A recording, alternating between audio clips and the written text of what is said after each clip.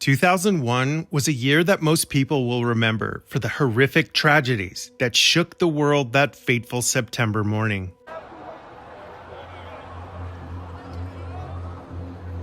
But just 3 months earlier, news broke of another tragedy that would go on to fundamentally alter the mental health care system for untold millions of people all across the United States and the world. She was the sickest person I've ever seen in my life. The story you are about to hear is a shocking tale that was never explained to the jury at trial. A story of psychiatric malpractice, religious abuse, marital neglect, and a crime that was completely preventable. Andrea Yates, a mother of 5 young children, suffered a mental breakdown shortly after the birth of her 4th child, Luke, in June of 1999. She would eventually undergo intensive inpatient psychiatric treatment over the course of the next 2 years that would result in her diagnosis of postpartum depression and eventually psychosis. While Andrea waged war with her demons, she would continue her descent into a world of religious extremism, social mores, and a husband who was more concerned with having more children than the well-being and safety of his own family. With the encouragement of her husband, Andrea would eventually stop taking her psychiatric medications, the only thing keeping her connected to reality, choosing instead to go against medical advice and the recommendations of her psychiatrist, and the repercussions of that decision would have a disastrous impact. Because on June 20th, 2001, Andrea Yates would commit one of the most shocking crimes anyone could have imagined or conceived.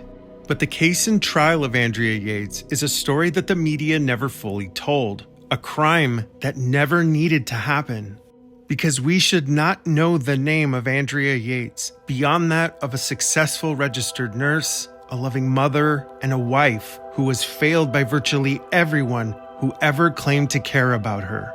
The case of Andrea Yates is a cautionary tale, one that it would seem that we have yet to fully learn from. But in today's video, I want to show you why her case is one that has drastically changed the way that I perceive mental health conditions, those that suffer from them, and how critically important it is that we learn from all of the mistakes that would eventually cost the lives of all 5 of her children. This is Paradise Lost, the Andrea Yates case, Episode 1.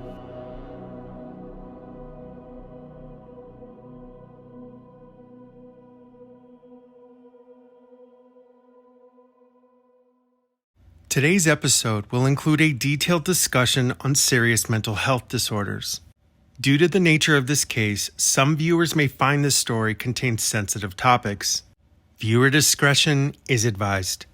And if you or someone you love is struggling with depression, feelings of emptiness, sadness, or thoughts of self-harm, please do not wait to reach out for help. Details for how to get in contact with support, resources, and other important links are available in the description. Let's begin. Social worker Norma Toriak was used to meeting with some of the most difficult psychiatric patients from all around Houston, Texas. But on the day she walked into the psychiatric unit of Houston's Methodist Hospital, she was not prepared for the severity of this patient's mental illness. Patient Andrea Pia Yates had been admitted on June 18, 1999, after an attempted self-harm event that required hospitalization and her subsequent transfer to the psychiatric unit. On that day, social worker Norma Toriak had scheduled a joint counseling session with Andrea and her husband Rusty Yates, who appeared to be deeply concerned about his wife's failing mental health. As a social worker, it was Norma's job to ask questions, to determine risk, and to ascertain if there were any ongoing problems that may pose a danger to the patient, her husband, or to their 4 children. During their counseling session, Norma was shocked to learn that Andrea Yates was raising all 4 of their very young children within the confines of a 350 square foot bus. Norma did not have formal certifications in mental health disorders, but she could very easily see that this patient was not well. During their discussion, Andrea's husband Rusty mentioned in passing that he would allow his 3-year-old son to play with power tools, Coupled with Andrea's serious mental health complications, Norma left that session determined to raise the alarm and to do whatever she could to protect the Yates children. Shortly after their meeting concluded, Norma Toriak would submit a report to Child Protective Services, asking them to investigate what, if anything, could be done to protect the children of Rusty and Andrea Yates. A short time later, she would receive a reply from CPS supervisor Dan Wilbur, who explained that since the complaint did not involve neglect of the Yates children, that the Texas Division of Child Protective Services would pursue no further action. Norma was deeply disappointed, but not willing to give up entirely, so she folded the letter of CPS's formal refusal to investigate and wrote a message on the back. The message said, "Important. Please place in the chart of Andrea Yates." The letter would not be seen or found again until after the tragic day of June 20th, 2001. And by the time anyone realized what Norma had attempted to do, it would already be far too late. Social worker Norma Toriak would be the only person who for the next 2 years would make any concerted effort to try and protect the safety and well-being of the Yates children. And from this point forward, virtually everyone who could have intervened to stop this tragedy from ever happening failed Andrea, her family, and what was far worse, all of the Yates children.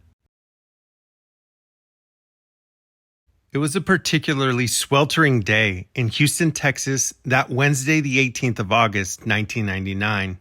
On the drive over to Dr. Eileen Starbranch's office, the radio weather commentator noted that despite being 96 degrees outside, it felt more like 105. Andrea had been quiet for most of the car ride, but there had been clear signs that she was starting to recover from her most recent mental breakdown. The night before, she and Rusty had been able to talk about her overall goals with the outpatient psychiatric treatment that she had been attending. Andrea Yates had been discharged from Memorial Springs Shadows Glen Psychiatric Hospital just 9 days earlier, her second inpatient psychiatric hospitalization in just the last 4 weeks. But this time around, Dr. Starbranch had diagnosed Andrea with postpartum depression, also known as PPD. However, her diagnosis also included PPD with psychotic features. In Andrea's first inpatient hospitalization, she had been diagnosed with depression and given the antidepressant Zoloft with Ativan for sleep. But neither drug had successfully helped mitigate the worsening symptoms that Andrea had continued to suffer since the onset of her condition over a month prior. As a result of Andrea's second serious attempt at self-harm, coupled with her new mental health diagnoses, Dr. Starbranch would prescribe Andrea a range of potent psychiatric medications that were designed to help manage her mental health crisis. The medications included Haldol, 300 milligrams administered via injection once every 3 weeks. Her regimen also included Cogentin, Effexor XR, and Wellbutrin. The very first day that Andrea was given these psychiatric medications, her husband Rusty noticed such a dramatic improvement in her overall condition that he even called her recovery miraculous. He would go on to tell Dr. Starbranch that he felt like he had his wife back. A short time later, Andrea would be deemed well enough to be discharged and would continue to show signs of improvement with her continuous use of Haldol. But on that day of August 18th, 1999, Andrea's appointment with Dr. Starbranch would not go the way the psychiatrist had expected. During her session, she would explain that she and her husband had decided to have more children and that she wanted to have a 5th child. Dr. Starbranch was shocked by this deeply disconcerting news and very clearly explained to Andrea and to her husband Rusty that if she chose to have more children, that it would be against medical advice. She would explain to Andrea that it was a virtual certainty that her psychosis would return. At that moment in time, Andrea Yates had already attempted to end her life on 2 separate occasions, and during her hospitalization, she had told providers the following, quote, "I had a fear that I would hurt somebody. I thought it better to end my own life and to prevent it from happening." End quote. Andrea had been diagnosed with severe postpartum depression and with psychotic features that would become so serious that she would need to be admitted into the psychiatric unit for 26 days over the course of 2 different inpatient admissions. And yet, despite this clear and unambiguous advice from her psychiatrist, Andrea's husband, Rusty Yates, would go on to say that while he didn't like that she stopped taking her medications, she seemed to be doing okay. Dr. Starbranch's notes from that meeting in August of 1999 would read as follows, quote, "Apparently patient and her husband want to have as many babies as nature will allow, but this will surely guarantee future psychotic depression," end quote. And on Andrea's final visit with Dr. Starbranch on January 12, 2000, the psychiatrist notated in her records her last ominous entry. "Patient wants to be off meds unless symptomatic. Husband agrees." A line can be drawn from January the 12th, 2000 to the events of June 20th, 2001. Because everything that transpired after this final moment with Dr. Starbranch would become a confluence of mismanaged care, a reckless disregard for the seriousness of Andrea's mental health, and a failure to protect the Yates children. But as I delved further into the case of Andrea Yates, I wanted to understand who she was before the events surrounding her crimes. And the more I delved into her past, the more I realized how completely heartbreaking this story truly is. Andrea Pia Kennedy was the youngest of 5 children, and despite being raised in Catholicism, she was not particularly religious. She was, however, an exceptional student and would rise to the top academically, eventually being named her class valedictorian. She was also the captain of the swim team, and even though she was known to be shy and something of a people pleaser, she was incredibly hardworking, and after high school, she would go on to become a registered nurse at the prestigious MD Anderson Cancer Center in Texas. By the time Rusty Yates would see her at their apartment swimming pool, Andrea was already well established, thriving with her own apartment, a car that she loved, and had spent the prior 8 years as a successful and respected registered nurse. Rusty would recall that the first time he saw Andrea, she was effortlessly floating on the water in their community pool, stretched out in a form-fitting bikini that very clearly caught his attention. He was smitten and clumsily tried to begin a conversation with her, and while Andrea was polite, she didn't immediately return the gesture to begin a conversation. But just a few weeks later, Andrea decided to dress up and enjoy a dinner by herself at a local restaurant. Looking out into the crowd of happy couples, the realization of her lack of companionship was becoming impossible for her to ignore. So when she returned home, she decided that it was time for her to make the first move. Andrea concocted a flimsy story to provide the justification she needed to talk to Rusty, so she gathered the courage and walked right up to his apartment. That was in October of 1989, and just a few short weeks later, Andrea and Rusty Yates would begin their relationship. Russell Rusty Yates was an engineer for NASA working on the space shuttle program on some of the most important elements of its design.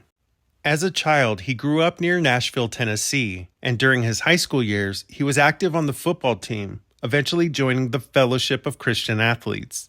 His grandfather had been a Methodist preacher, so that by the time Rusty attended Auburn University on an ROTC scholarship, it made sense to him to become the president of the campus Methodist youth group.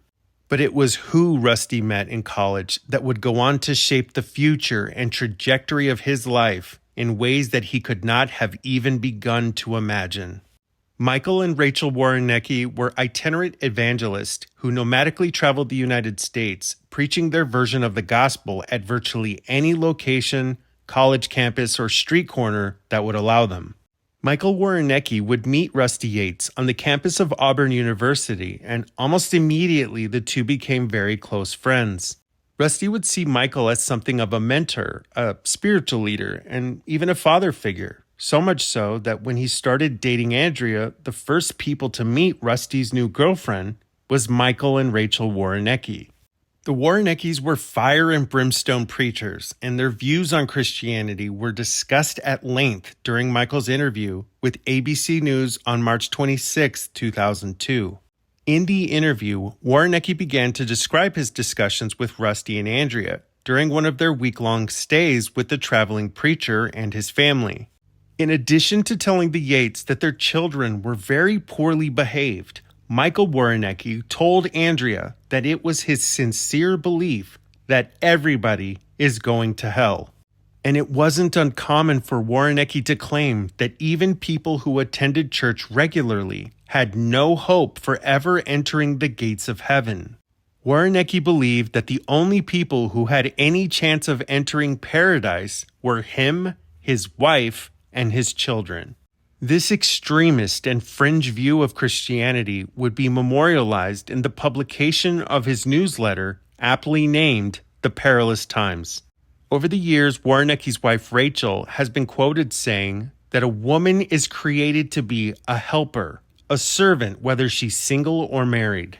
The Warreneckis would play a critically vital role in the life of Andrea and Rusty Yates, but the impact that their influence was about to have on Andrea's mental health crisis is one that would only be overshadowed by the catastrophic failure of a psychiatrist who was about to play Russian roulette with the lives of Andrea Yates and all 5 of her children. After several years of dating, Andrea and Rusty would finally marry on April 17, 1993, at a small but quaint chapel by a non-denominational minister. The early signs of the Warreneckis' influence on Andrea's religious views was evident as early as their wedding day. Andrea and Rusty had been living together prior to their wedding vows, and Andrea's guilt took shape in the form of her refusing to wear a veil over her face during their wedding ceremony. She did this because she believed her failure to maintain her virginity had tainted her soul, making her an impure bride. But on a day that should have been remembered as a beautiful celebration of their love, Andrea was caught up in the moment and asked Rusty to promise her that he would remarry her on their 20th wedding anniversary. Rusty responded by saying that he would, as long as she fit into her wedding dress. Within just 2 months after their nuptials, Andrea would get pregnant with their first son, Noah. The couple would move into their first house, which at the time was perfect for their young family, a 4-bedroom brick house in Friendswood, Texas. Andrea continued to work as an RN at the hospital until the day before she gave birth. The Yates' first son, Noah, was born the following day on February 26, 1994. But it wasn't long after that Rusty's job at NASA would require the family to relocate to Florida. However, instead of buying a new home for his growing family, Rusty opted to sell their house in Texas and move his entire family into a trailer park. In the spring of 1998, Rusty had caught wind that the Warreneckis were selling their GMC motorhome, and after a week-long visit with the preachers, he would eventually purchase the aging bus for $37,000. Rusty Yates was about to move his entire family that was already living in a confined space, a family that was about to grow in size to 4 very young children, into a 350-square-foot bus. And it was during that week-long stay with the Warreneckis that Andrea would have the first of many seeds planted into her mind concerning her fitness as a mother, as a spouse, and what was far worse for her, as a believer in Christianity. Because for all intents and purposes, she was made to believe that she was a failure at everything that defined who she was as a mother. The Warreneckis had gifted Andrea Yates the book, Hope for the Flowers. In their description of the book, they explain that it depicts the fruitlessness of pursuing a life of vanity, of material possession, and helps to encapsulate the importance of living a life of purpose. But it doesn't take a forensic psychiatrist to understand why this segment of the book could have disastrous implications for someone who was already showing signs of struggling with a looming psychiatric crisis. How does one become a butterfly? You must want to fly so much that you are willing to give up being a caterpillar. You mean to die? Yes and no. It looks like you'll die, but really you will live. Life is changed, not taken away. Following their week-long visit with the Warreneckis, Andrea would eventually write to Rachel to inform her that their fourth son had been conceived during that stay. The previous July, Andrea had also corresponded with Rachel in an effort to mend bridges because of the contentiousness of that stay. Rachel would respond in writing by saying, quote, "The window of opportunity that God has opened for you at this time through us will only stay open for a certain time. All the rebuke, confrontation, and sharing that went on between us was intended to affect your souls for salvation. If you allow Satan to come in and steal the understanding, the consequences will be tragic." Andrea was trying to do her best as a stay-at-home mother and as a spouse while still staying fervent in her faith. But it would seem that Rachel Warrenecki and her very deliberate husband had no concept of grace, mercy, or compassion. Because following Andrea's letter to her in February of 1999, Rachel would again respond with this aggressive admonishment. Quote, "I have seen so many women just continually put off their salvation in Jesus. Then as the years slowly slip by, so does any hope for them to be truly saved. They keep waiting for their husbands to get right with the Lord, and they slowly hunker down in a worldly mentality. Oh, that's just terrible, Andrea. Don't let this happen to you. I know you're frustrated, Andrea. I know that things are not the way you'd like them to be, but you can change them. There will be a day when it's too late, but we don't believe that day has happened yet." Rusty Yates would notice that shortly after Andrea received Rachel's letter, she began fervently reading the Bible with a renewed and obsessive vigor. Eventually, a segment of the Warreneckis' newsletter would come to light that would go on to define how Andrea Yates would view herself, her faith, and all the ways that she believed that she was a bad mother. The segment is titled Modern Mother Worldly. Modern Mother Worldly was very, very lazy. All her children drove her crazy. The Bible told her to spank and train them, but society said she must never constrain them. The fruit of rebellion she did now see. On the day of judgment she will have no plea. Modern Mother Worldly, cast in hell. Now what becomes of the children of such a Jezebel? I spent nearly 30 years of my life stuck in a religious organization that spoke much in the same way. But I am fortunate enough to say that I don't have any underlying mental health disorders.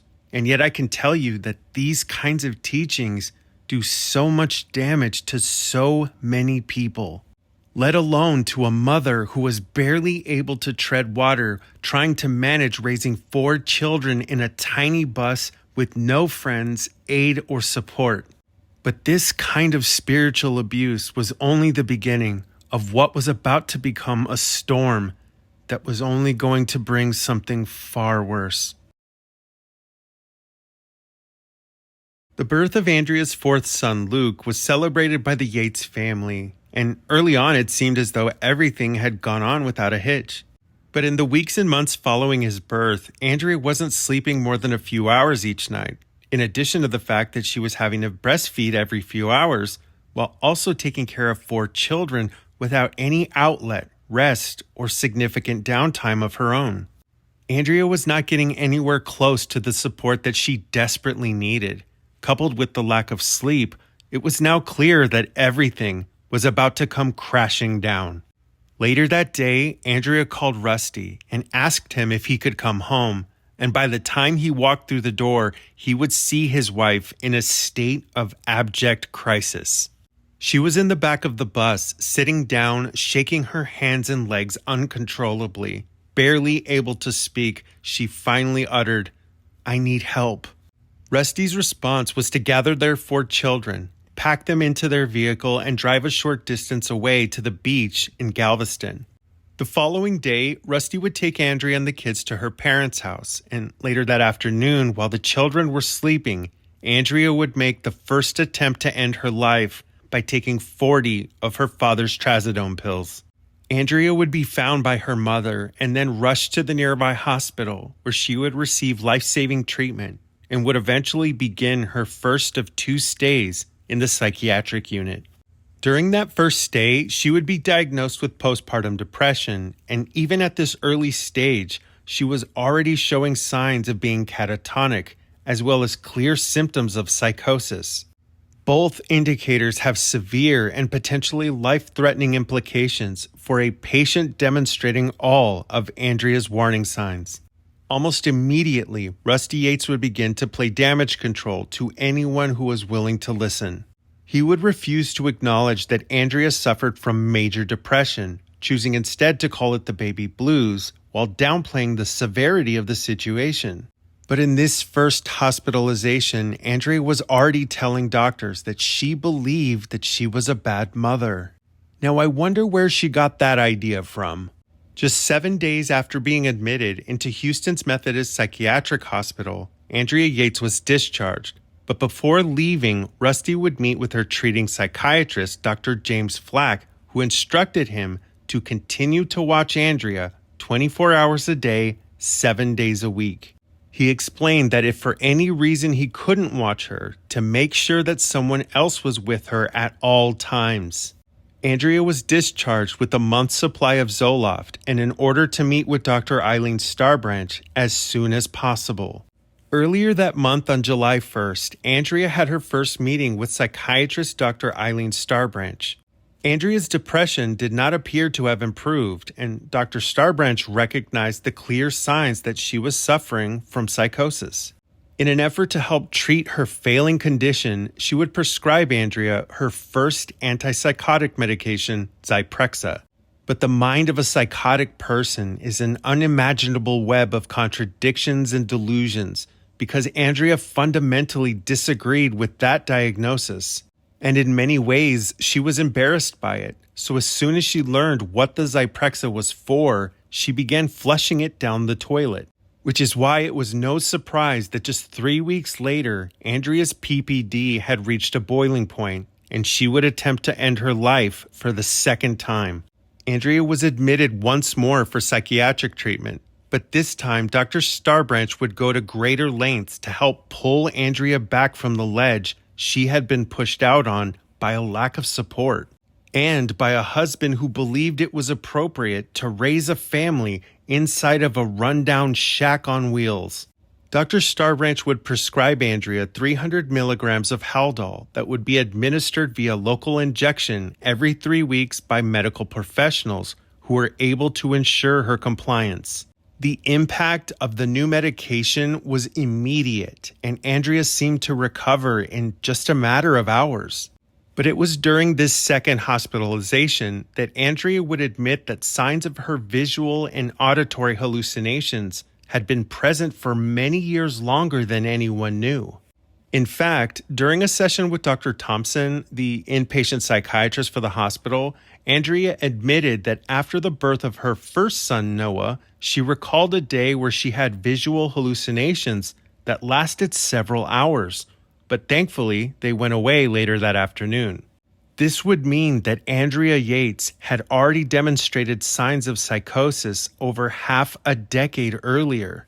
And all of these important facts about Andrea Yates' medical and psychiatric history were readily available to read and to review by any psychiatrist who would treat her in the future, and you are going to want to remember that going forward.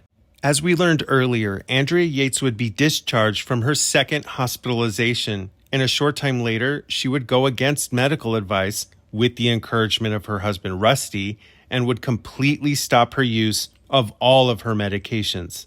Just 2 months later, Andrea would get pregnant with her fifth and final child, Mary. Big little sister. Andrea Yates gave birth to her first daughter, Mary Yates, on November 30th, 2000.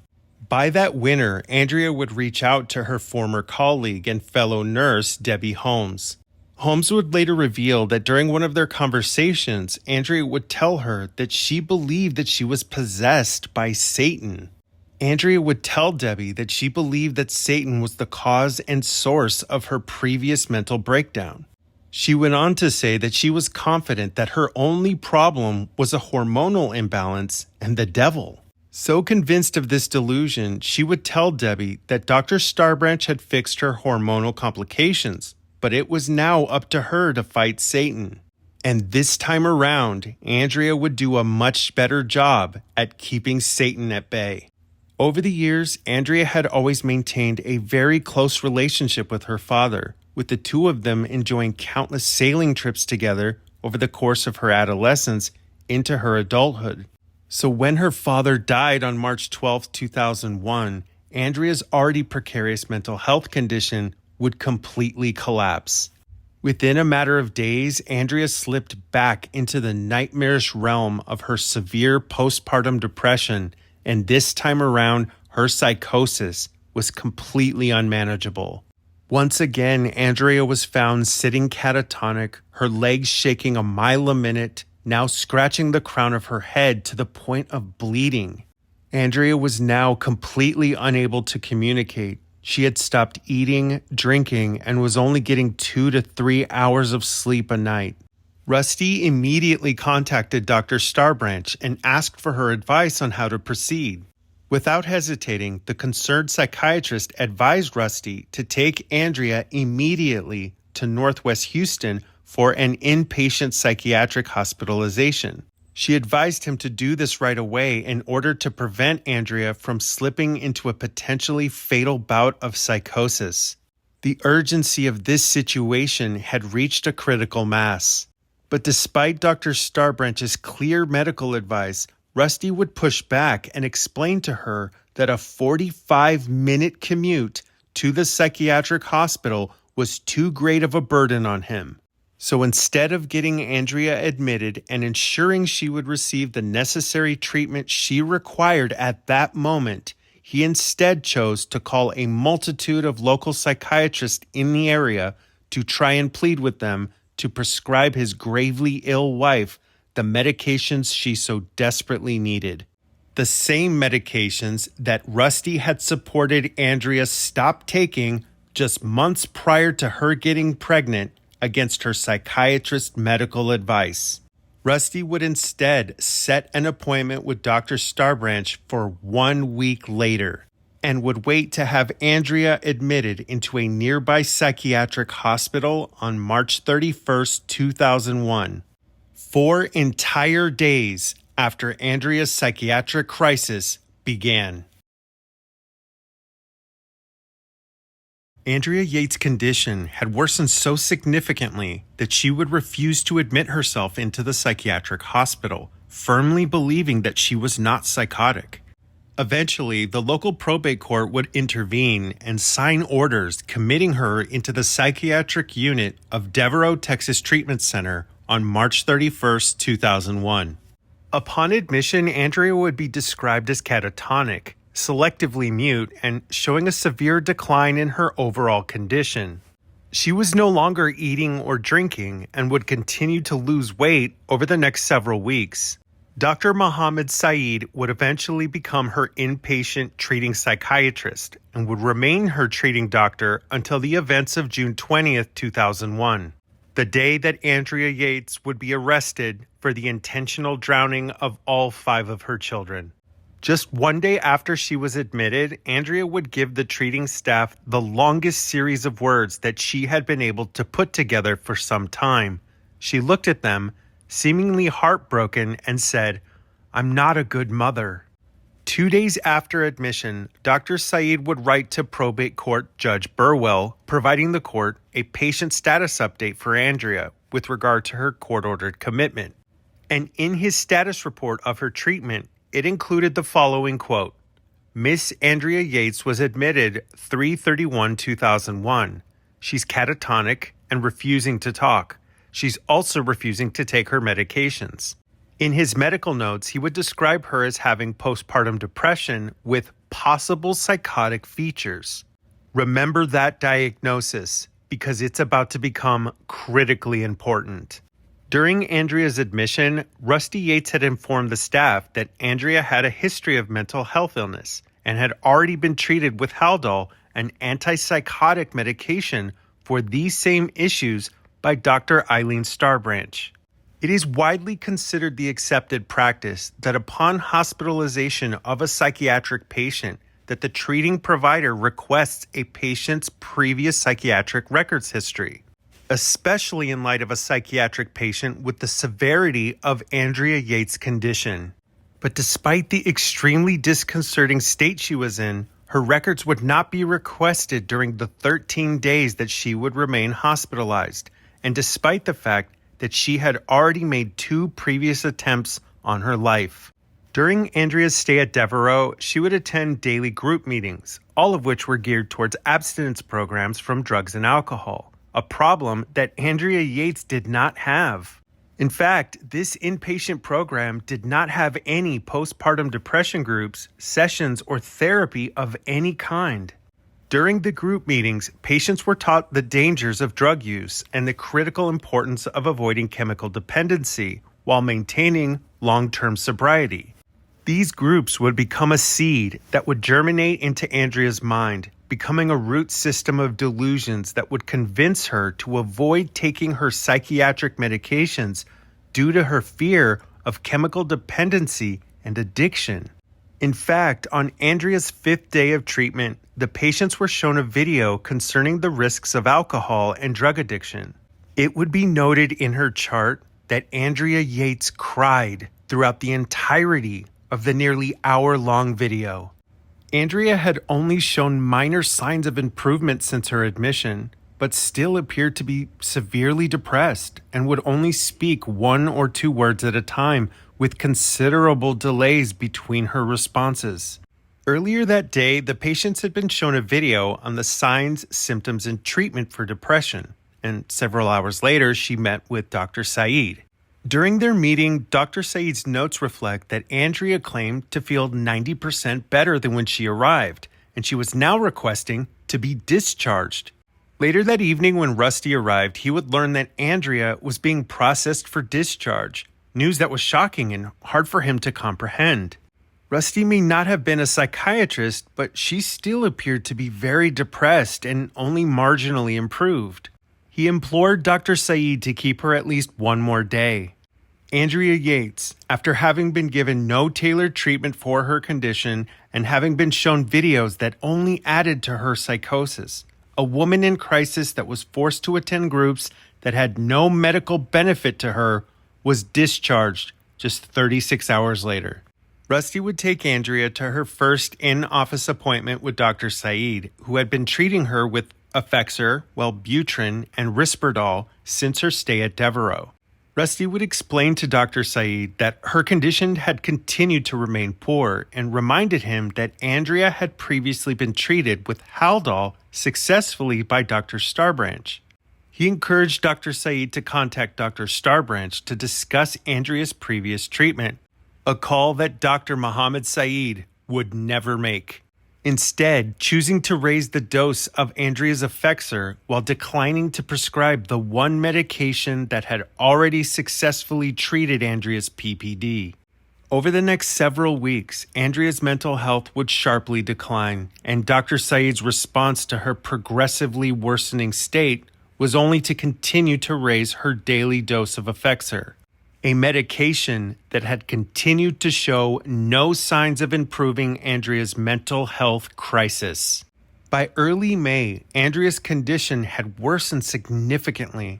She was back to her catatonic state, staring out in the void for long periods of time, pacing the house, refusing to talk, returning to the incessant scratching on her head and arms, as well as other signs and symptoms that showed that her medications were not successfully treating the problem. Later that same day, Andrea would fill the bathtub up with water, and when she was asked why she had done that, she responded by saying, "In case I need it." The following day, Andrea would see Dr. Saeed in office, and once again, she was fully catatonic. Despite Andrea Yates being his patient now for over a month, Dr. Saeed made no attempt to request her prior medical records from a psychiatrist who had already successfully treated Andrea for this exact same situation and condition. Andrea was again admitted to Devereux, where she would remain hospitalized for the next 10 days. 5 days after admission, Dr. Saeed would finally request the medical records from Dr. Starbranch's office.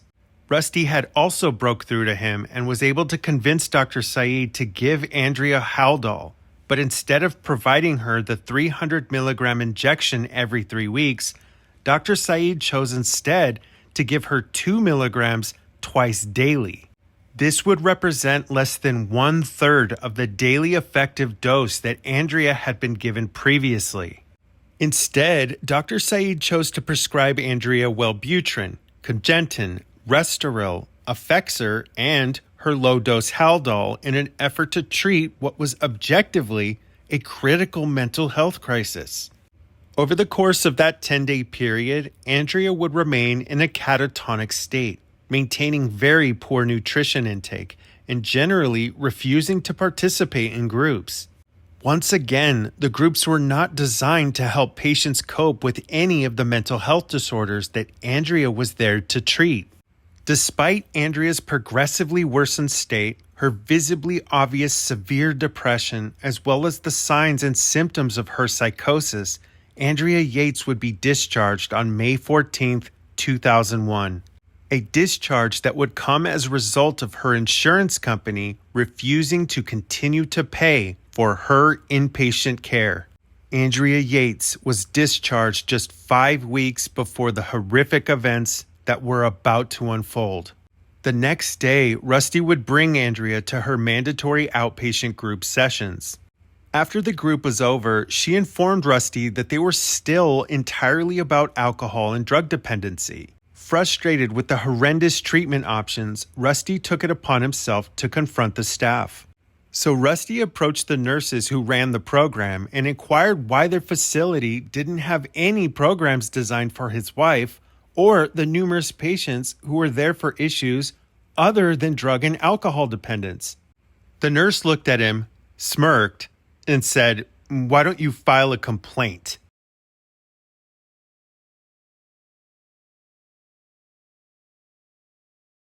Just 16 days before the crimes that would claim the lives of the Yates children, Rusty and Andrea Yates met with her psychiatrist, Dr. Saeed, in his office. It is my firm opinion that the horrendous decisions that were made during this appointment by Dr. Saeed would figuratively place a high-powered firearm into the hands of a critically mentally ill woman. Because on June 4th, 2001, Dr. Saeed would tell Rusty that Andrea appeared to have plateaued in her treatment. Dr. Muhammad Saeed would later testify at trial that at that moment in time, Andrea had no definite indication of psychosis. This was despite the fact that he never once spoke with Dr. Eileen Starbranch and had already noted in his own records that Andrea had postpartum depression with possible psychotic features. Features that Dr. Saeed never tested for. In fact, no clinical testing was conducted to verify whether or not Andrea was suffering from psychosis.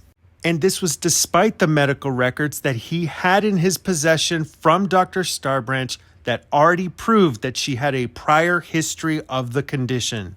Instead, he chose to make the clinical decision that Andrea no longer needed her antipsychotic medications that he had willfully prescribed to her, and without any evidence to support his decision, he instructed Rusty to stop giving Andrea her morning dose of Haldol, a medication that was Andrea's only remaining lifeline, keeping her connected to reality.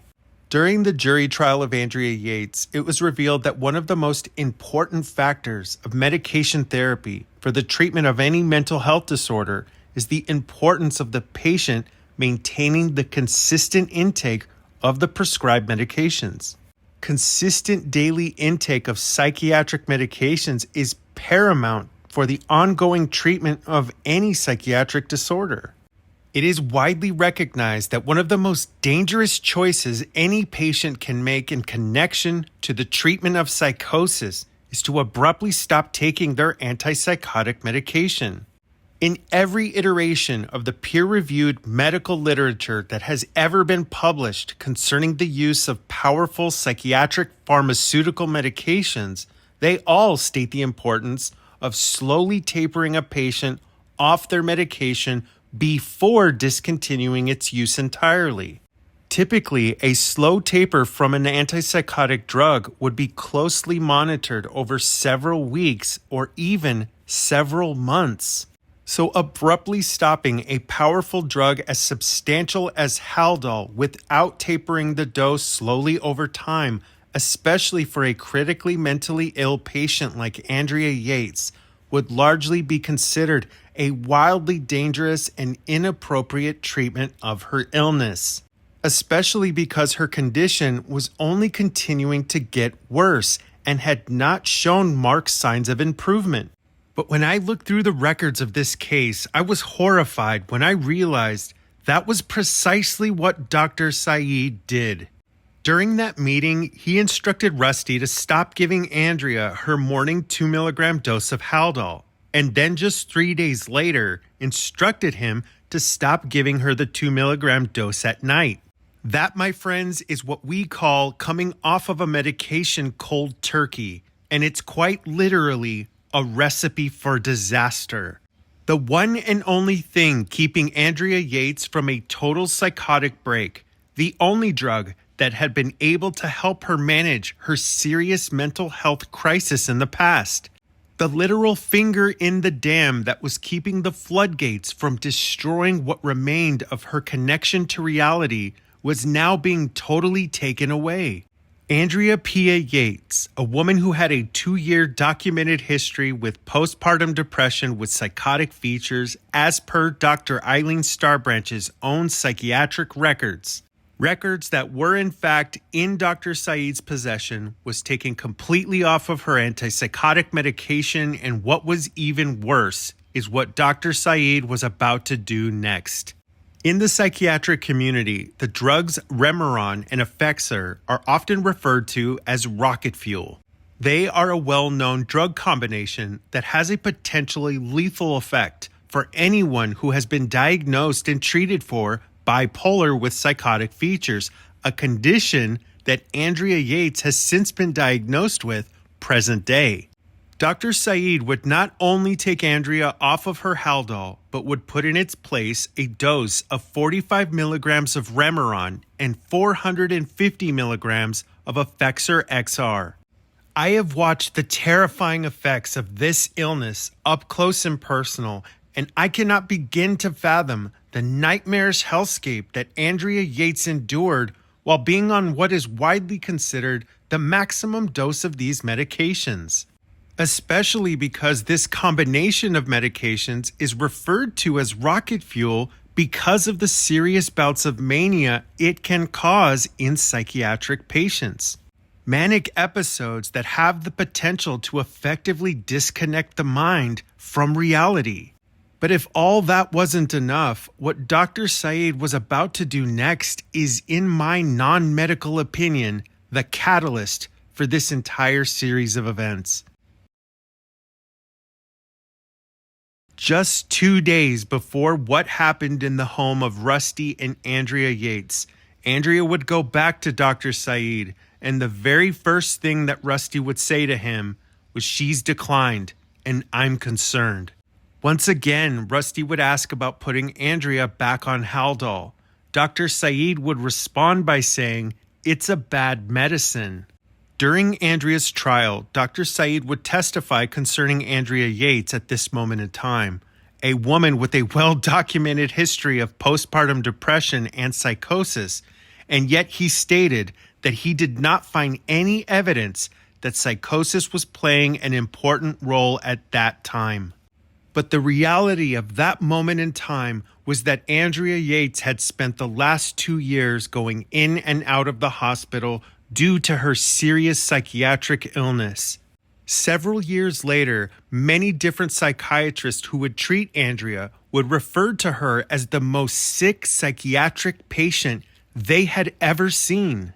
But despite Andrea's failing mental health, her consistent catatonic state, Her overall poor hygiene, nutritional intake, eye contact, and every other reason that existed to see a woman in absolute crisis, a woman who was quite literally pleading for help.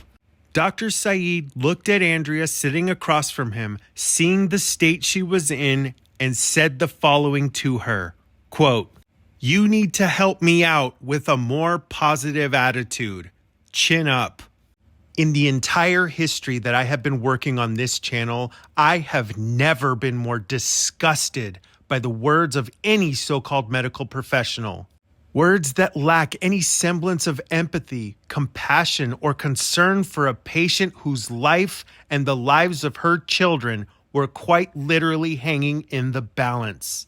But this doctor didn't leave it there, because after he cut the brakes on the already out-of-control train barreling down a mountain that was Andrea Yates' failing mental health, he would cut the emergency brake too, because just 2 days before her mental illness would claim the lives of her children, Dr. Saeed would once again change Andrea's medications cold turkey, failing to taper the change despite all of the pharmacological evidence that states doing so is a virtual imperative. Dr. Saeed would take Andrea from 450 milligrams of Effexor XR to 300 milligrams overnight. Once again, totally disregarding all of the literature, peer-reviewed evidence, and the mountains of psychiatric history that proves the overwhelming danger of failing to taper a psychiatric patient off of a major antidepressant, instead opting to ignore the needs of his patient and forcing her to nearly half her dose immediately. Oh, but he did raise her dose of Remeron from 45 milligrams to 60, figuratively pouring pharmacological rocket fuel into the already diseased and critically ill mind of a woman whose delusions were about to take the wheel.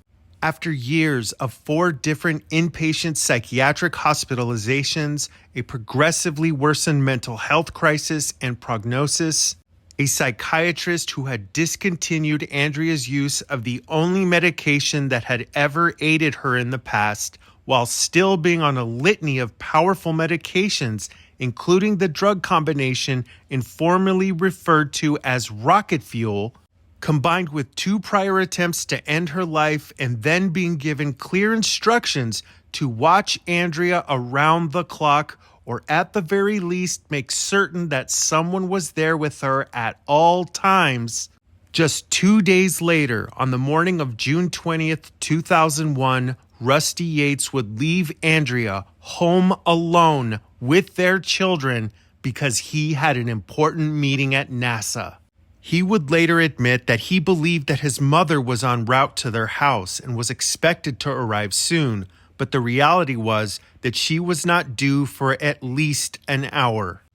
Andrea Yates would tragically succumb to her years-long battle with psychosis, falling prey to the germinated seed of delusion, placed there by the fire and brimstone preacher who had successfully convinced her that she was a bad mother, a sinful Jezebel raising terrible children destined for hell, children who could only be saved by claiming their lives before Satan could take them away from her. I am not a physician, and I am not qualified to provide medical advice. I have no formal education in mental health disorders, but I don't need any qualifications in order to know that Dr. Mohammed Saeed failed his patient Andrea Yates. I don't need to have any formal training in psychiatry to know that he also failed all 5 of the Yates children. And coupled with the kindling that was provided by Michael Warrenecki, as well as the match provided by her husband, a man who watched his wife attempt to take her own life 2 previous times, and despite being told to never leave Andrea alone, cast caution to the wind, instead choosing to play Russian roulette with the very lives of his own children. I am well aware that the law says that Andrea Yates must be held accountable for what transpired that day.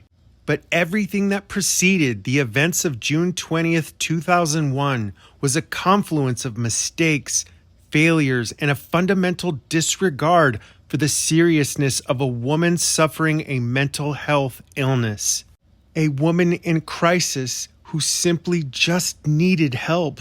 Noah, John, Paul, Luke, and Mary Yates deserved to be protected. They deserved so much more than what they and their mother received. Andrea Yates would eventually stand trial, and despite the mountain of evidence that supported that she fit the legal definition of insanity, the jury would go on to find her guilty of capital murder.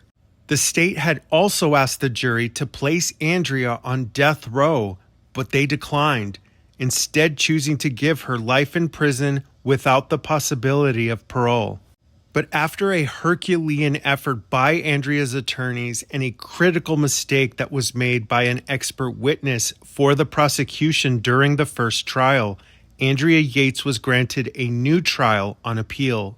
And this time, she was exonerated of capital murder due to insanity. Nearly 20 years after the events of June 20th, 2001, Andrea's defense attorney, George Parnham, was interviewed by a local news group in connection to this retrospective on her case. During the segment, he shared new details about his experience as her attorney, and while many of the facts were things that I already knew, Attorney Parnham would share additional information about Andrea present day that was hard for me to comprehend or even imagine. To this very day, there are still people who write to Andrea, a woman who will likely never leave the confines of her state-mandated psychiatric hospitalization. People who threaten, condemn, and torment a woman who has carried the weight of her tragic actions for the entirety of the last 2 decades.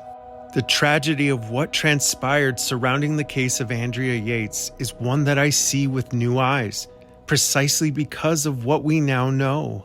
When this case first broke, I was always led to believe that Andrea was a vengeful mother who had premeditated an unspeakable crime, and I do not care if this is unpopular to say. All I see now is a woman who was failed by so many people. All I see is a woman deserving of compassion and empathy. And nothing about that statement should be controversial, especially in light of the history we just learned.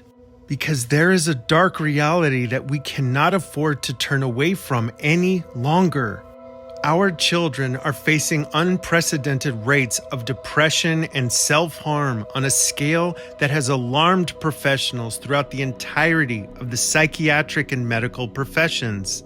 Culturally speaking, there continues to be a stigma with how we view and treat those who suffer from mental health disorders. Right now, all across the United States, we have tens of thousands of veterans, men and women who have served this country honorably. People who fought and went to war on behalf of their country only to return to their homeland to be forgotten, dejected, and cast aside because they are struggling with waging their own wars on the battlefield of the mind. Homeless veterans are a stain on our society, and yet they represent a disproportionate number of the mentally ill. But they are people who deserve to be treated with respect, dignity, and with urgency, and yet the state of our VA system is nothing short of an embarrassment. We owe it to each other and to our children to stop looking down on one another when we need help. No one should ever feel scared, ashamed, or fearful to speak up, to say when we are not okay. Because no matter where you are at this moment in your life, each of us did not arrive here alone. We all had help along the way.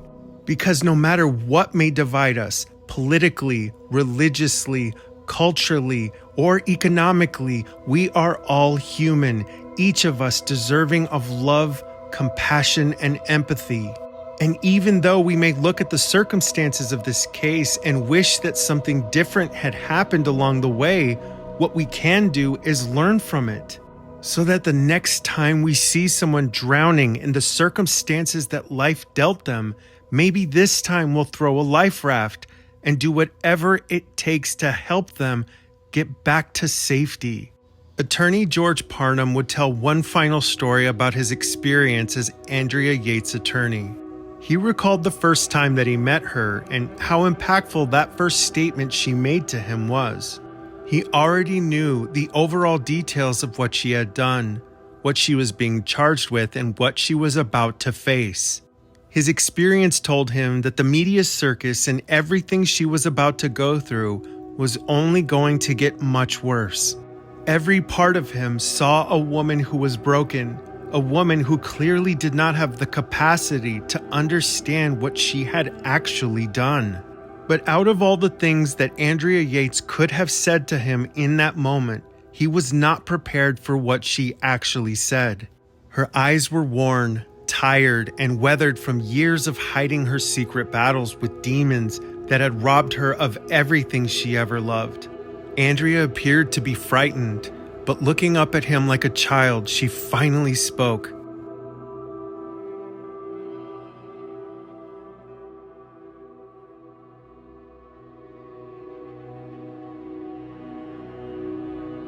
Please, don't leave me alone.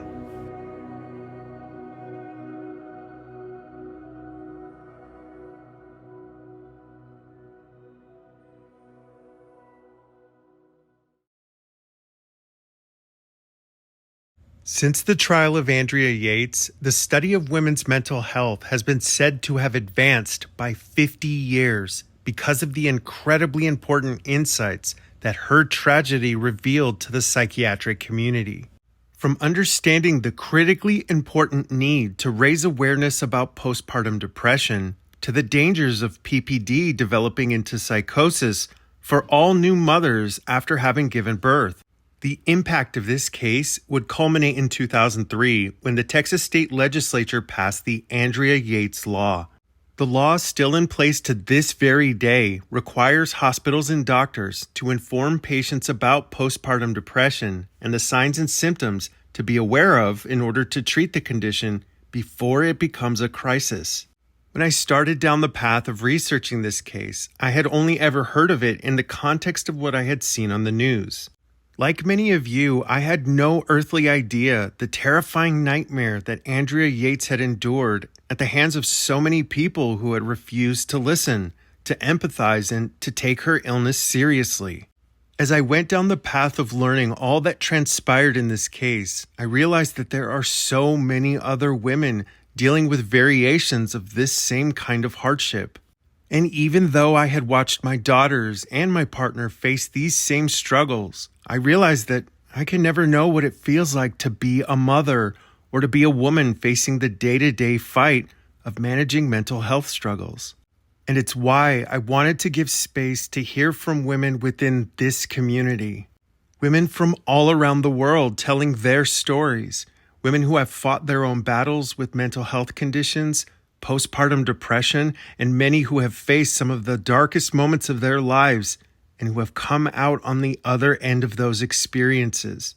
On the day that I asked our community to share their stories, I would unexpectedly hear from a veteran true crime creator with a considerable platform right here on YouTube.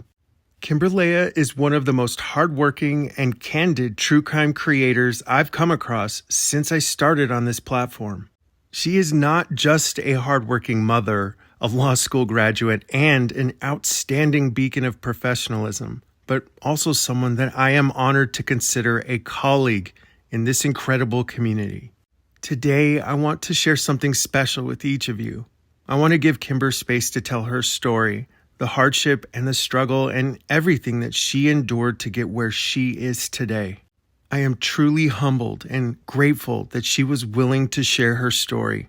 So without further ado, true crime creator, Kimbyrleaha. Hi, my name is Kimbyrleaha, and I'm the mother of one 11-year-old daughter. My life before I got pregnant was much different than it was afterward. I was always an overachiever. I wouldn't say I had the best childhood. My mother had me when she was pretty young. She was about 19. My dad was about 27. There were a lot of things that went on that were very difficult. But then I ended up going to live with my grandparents when I was 10. From that point on, I really did have a stable upbringing. My grandparents were old-fashioned. They had been married for many years. They had already raised their own children, including my mother. And my grandma was very dedicated to being a great parent to me, and she was. From then on, I really wanted to be the perfect child. I'm the firstborn of 4 children. I have 2 younger half-sisters and 1 half-brother. I always felt like I had to be an example for my siblings and do everything right. So I was my worst critic and also my worst enemy sometimes. My grandma never pushed me to do anything with my life. I really just had that drive myself because I wanted to be better than my parents were. And I guess you could say I accomplished my goals. I had some rough patches here and there, but I ended up graduating from college with a psychology and sociology degree and then going on to law school. It was a very tough time in my life. I had many things that stressed me out, a course load of work that was extremely difficult to manage, not having a really big support system at the time. Living in a new place, I was 3 or 4 hours away from where I originally grew up, away from my grandmother, away from friends. So I think this was the first part of my life that really became difficult for me. I would cry every day when I was in law school. It really wasn't what I expected, and there was a lot of expectations on me. But I always had that voice in the back of my head that I had to do it. I had to succeed, I had to be the best, and I had to prove that I could for some reason. I was so stressed in law school, I actually lost my hearing temporarily. It's true, it's stress-induced hearing impairment. I was vacuuming one day, and I couldn't hear my vacuum. And it startled me, it scared me. I said, what is going on? Went to the doctor, they thought I was crazy. I finally went to a neurologist, and at some point, they really figured out that I was under so much stress. My hearing had just given out. I was scared about what could happen to me if I didn't learn a work-life balance. I made it. It was my final year of law school. But then something unexpected happened. I got pregnant. I was 29 years old at the time, and there had always been this dream of mine in the back of my head where I would say, I wish I would have a baby before I was 30, as wishful thinking because I really wasn't in the position in life where that would be possible. At the time that this was happening, I was just recently single. It was the first time that I was having a little bit of fun. Finals were done. It was winter break, and I was out meeting new people. One of those people became more than a friend, and I ended up getting pregnant. I actually graduated from law school that December, but I was going to walk this stage in May, so I still had to stick around Jacksonville, Florida, where I was living at the time. I didn't know I was pregnant until about 2 months after. I wasn't showing, I wasn't changing anything in my lifestyle, and it wasn't the situation where I thought I would ever get pregnant, and I had never been pregnant before. I was on birth control at the time, but as you probably are aware, it is not 100% effective. It was definitely unexpected. I went into the doctor thinking I had maybe a UTI, something like that. And when they came in and told me that I was pregnant, so many thoughts went through my mind. I didn't know what I was going to do. I didn't know who I was going to tell. I wasn't in a relationship, so I didn't know how that was going to play out. And I felt helpless in that moment. And of course, they brought in counselors and people for me to talk to. But I really felt like I was on my own. When I left that office, I was actually really happy. There was something inside of me that said, you may not ever have another child if you don't have this one. And I listened to my gut. I listened to the instincts I have. But as much as I was so happy, I was scared because my dreams were big at the time. I wanted to be an entertainment lawyer. I was just going to be moving to Hollywood that year. And I had already put my security deposit down at an apartment in LA. I had a job at the time. I was working for a reality TV show company. So my career goals were very important to me. I was doing what I always dreamed of until I couldn't anymore. When I found out I was pregnant, I knew I wouldn't have health insurance if I moved to Los Angeles. So all of that had to be put on hold. I had to call my landlord and tell him, I'm not going to be able to rent that apartment that I just saw and loved and had all of these plans for. I had furnished it already, and I told the landlord, just keep it. I had worked so hard to get to that point in my life, That in that moment, I really did feel like my dreams were shattered and that I was going to have to live for something else, because my baby wasn't a someone at that point. It was just something that was inside of me at that point. I had never been a girly girl growing up. I had never dreamed of a white wedding, but I did imagine that if I brought a child into the world, surely it would be when I was done with law school, in my career, met my Prince Charming, and fell in love. But that is not what happened for me. My next hurdle was telling the baby's father that I was pregnant, someone I had only hung out with a couple of times. But I knew I had to do it. I believed it was the right thing to do. I could have certainly raised this child on my own and never talked to him again, but I just didn't feel like it was right. So that was a very stressful time for me. Luckily, he was happy. He was excited. And we did try to be together as parents or future parents in that moment. But everything in my life changed. I had already planned to move out of the amazing apartment I lived in Jacksonville, so I had nowhere to live. And because I had just told this man that I was pregnant with his child, we decided to move out of the apartments we were living in and move in together. And it was my first time living with someone that I really didn't know, and a guy for that matter. We were getting to know each other while my body was changing. While all of these other changes were going on in my life. I had recently gotten out of a long-term relationship, and I was breaking up with that boyfriend because I was moving across the country. Now I was in this new relationship that I didn't plan with a pregnancy I didn't plan. I also lost my job. Obviously, if I can't move to California, I can't work in California. I really felt like I was giving away all my dreams. I was just living with this stranger and trying to make it work. I guess you can say we both tried to do our best. But I think soon we realized we were not meant to be, but I really felt that my daughter was. When I was pregnant, I tried to get a job. I've always been an overachiever, like I said, and I've always had a job since I was 14 years old. No one would hire me. When I walked in with that belly, their eyes went right to it. In my interviews, I could just tell they were not interested. No matter how many qualifications I had, the fact that I was about to be a mom just made them say no. I ended up having to go on unemployment because I had no choice. Now I was on government benefits. I didn't have the best health care. I had to go to a doctor that my state chose. Everything just felt wrong. And I would love to say that I had this amazing birth story, but I didn't. No one I loved was there with me. I felt like I was doing everything alone. And even though my daughter's father was there, we were not close. We were not connected. I had to end up having an emergency C-section, which was also not part of my birth plan. I took all the classes. I wanted to have a natural birth. I wanted this to be my birth story.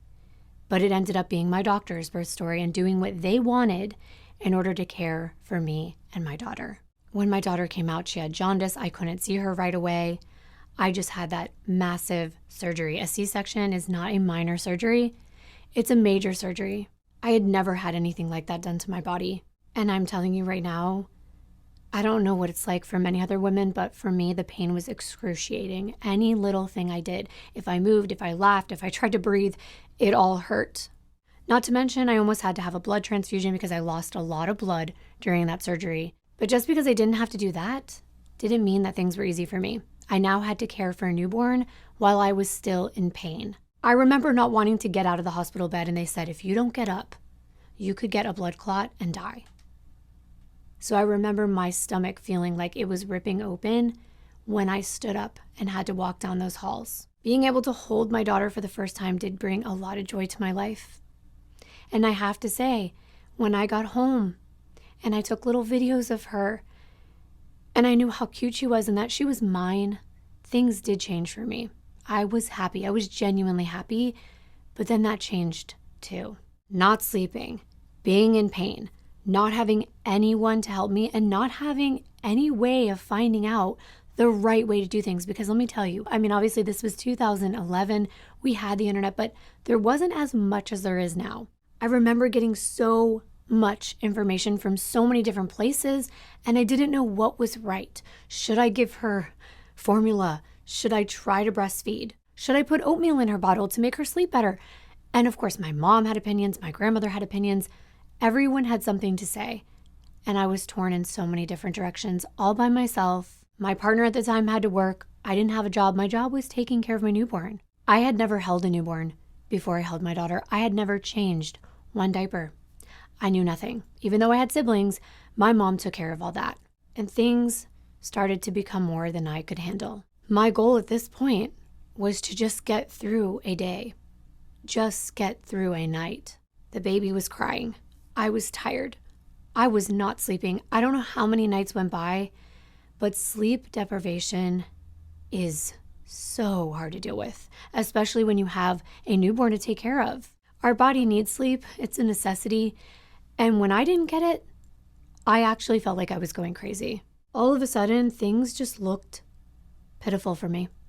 I didn't know what I was going to do in the future. I didn't even care about the future. I was a very well-adjusted person. I had never been depressed in my life. I had a degree in psychology, and I still questioned whether things like PMS or depression really existed. I was raised in a family that didn't really appreciate mental health.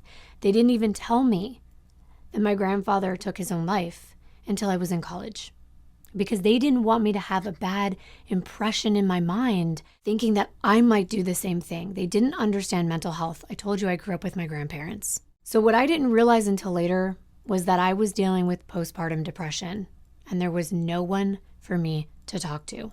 My insurance wasn't good. I didn't know what I was struggling with, so I wouldn't have even took the initiative to go see a therapist. There were days I felt like I was a zombie.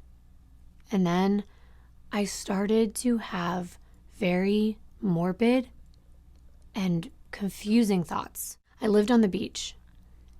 And now as I was taking my daughter for a walk every day and trying to get some fresh air and trying to get her to sleep, I remember looking at the ocean and thinking, I just want to walk into it and disappear beneath the surface. And I had never had thoughts like this before. And they were thoughts of death. They were thoughts of ending everything. They were just these thoughts that didn't really connect to anything, but I felt so compelled. The ocean seemed so calm. And that's what I wanted. I just wanted to be calm. I wanted to be free. And I loved my daughter so much. But every time I would drive by that ocean, all I could feel was this pull. And at one point, I just wanted to drive my car right into the ocean with my daughter and just disappear.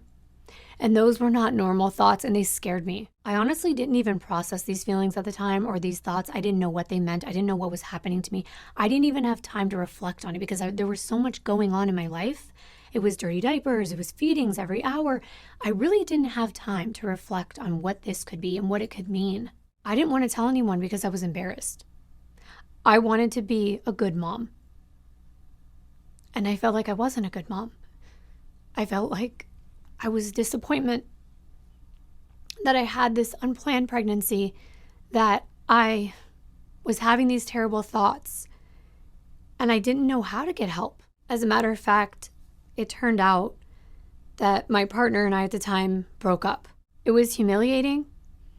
I felt worse than ever. My daughter was only 5 months old. Now I really didn't have anyone. With no job and nowhere to live, at 30 years old, I had to go and live with my mother. My siblings were teenagers at the time, so my mom had to take care of them. It was chaos in that house, and it made a lot of things even worse. My siblings and I were fighting about things. My daughter's father and I were fighting about things. I was trying to turn my life around. So where I found support was online. I started going into forums for self-help, for relationship advice, for motherhood advice, and luckily, I found other people going through what I was going through. I was on Reddit all the time, which was a saving grace for me, and I met some of my closest friends that I still keep in contact till this day. If it wasn't for those forums, I don't know what I would have done, because there was one night, my mom witnessed this, and so did my daughter, and I wondered if it was going to affect her in her future. She wasn't even 1 year old yet, and I just felt like I lost everything. I felt like I didn't love myself anymore because I didn't respect myself. And I hate to even admit this, but it is true, and I want people to be able to learn from my experience. I was hitting my head against the tile floor in my mother's house. Don't ask me why.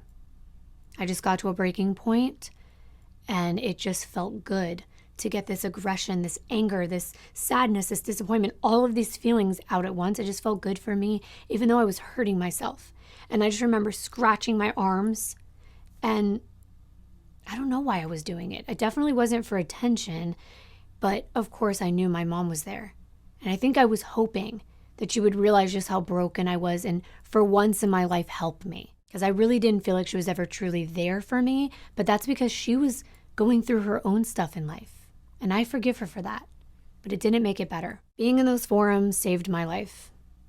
They saved me from so much. They helped me be happy again and find myself. I also decided to get a certificate in life coaching because I knew that if I went through something where I was learning something, because I always love to learn, it would help me help myself. I also got a therapist because as I was learning about things in my courses and from the forums, I realized I was suffering with postpartum depression. It's an incredible experience becoming a mom. When you're pregnant, there's all these feel-good hormones. But then once you have the baby, you're depleted. Going to therapy once a week, going into the forums, going through my life coaching certificate program, I found ways to be happy. And I found hope. And the next thing I found was a way out. I truly believe I have to finish something I start. And I was on my way to move to LA when I got pregnant. And I truly believed I was supposed to be in California. I wanted to cross that bridge. I wanted to continue my path, and I'm so glad that I did. So I took a big chance. I sold everything I owned at the time, which wasn't much, and got a one-way ticket to California with my 1-year-old daughter without a job. I know that not everyone could survive here doing what I did, but luckily I was able to get government assistance when I first moved here. Now, it didn't pay my rent or anything. I needed to get a job as soon as my feet got on the ground in LA. One of my sisters flew out and she helped me with my daughter so that I could get a job. And I had odd jobs. It wasn't anything spectacular. I think I worked for T-Mobile for some time. I worked for Beecher's Madhouse, which I don't think exists anymore, but it was sort of like a theater here in LA. And finally, I went to a staffing agency and I was able to land a job in corporate doing what I love, which was legal work. Now, I wasn't a lawyer and I never got licensed to practice law. It is still one of my goals, but I made it. I made it with the help of strangers. I think that's why I gravitated towards a career in what I do now as a YouTuber, because I get to connect with so many people and hopefully change their lives somehow, some way. I'm so grateful for every person who took the time to talk to me in those forums, and for my family, my mom giving me a place to stay, my younger sister Ciara giving me an opportunity to find work by watching my daughter. My biggest takeaway from everything I experienced was to talk to someone. Even if it's someone you don't know, there's someone out there going through something you're going through. It's so important for women to express the truth about what they're going through, because I wanted to bottle everything up and keep it inside because I didn't want anyone to think I was a failure. I want you to also remember that it is normal. It is normal to have these feelings. As a human being, we can go through a range of emotions and a range of mental health issues. And leaving them untreated is way worse than any judgment that may come if you admit them. I wouldn't have been able to do this on my own. I have an even greater support system now because I've learned through all the things I went through how to have certain people in my life that are there for me. I go to therapy once a week still. My partner goes to therapy once a week as well, and we come together and communicate. I also have the best friends, and I met them online. These are not people I met in my everyday life because I don't have the type of job where I get to meet people all the time. I'm alone in this set. This platform has saved so many people, and this platform gives so many people a voice. So I hope what I have said helps someone. And thank you for the opportunity for me to tell this story, and thank you so much for listening. If this can help even one person, it's worth it. Several weeks ago, when I began reading the story of Andrea Yates, I was shocked to learn the enormity of what she had endured, information that had largely remained out of the mainstream narrative.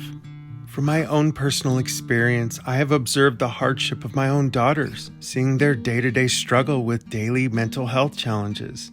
And it's why I am so thankful for Kimbyrleaha and her willingness to share her story and all that she has done to navigate her own battle with postpartum depression. And if you haven't already, please make sure to visit her channel. She is a truly exceptional creator, and I am just so thankful she took this opportunity to share her incredible story. And I would be remiss if I didn't take the opportunity to remind each of you that if you are struggling with depression, feelings of emptiness, sadness, or thoughts of self-harm, please don't wait. Reach out for help today. Because no matter what you are facing, there is always someone willing to listen and to assist you with getting the help you need. Details for how to get in contact with support, resources, and other important links are available in the description. I want to take a moment to thank our Patreon and YouTube supporters. Each of you have laid the foundation for how and why this channel has succeeded and will continue to for years to come.